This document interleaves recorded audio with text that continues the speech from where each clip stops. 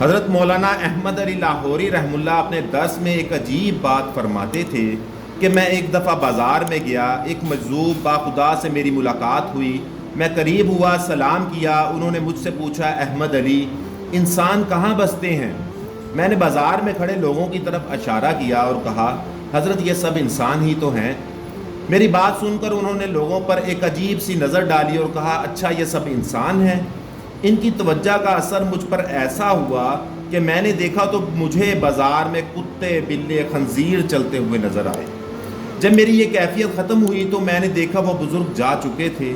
یہ واقعہ بیان کرنے کے بعد حضرت فرماتے تھے کہ مالک تو سب کا ایک ہے، مالک کا کوئی ایک، ہزاروں میں نہ ملے گا، لاکھوں میں تو دیکھ۔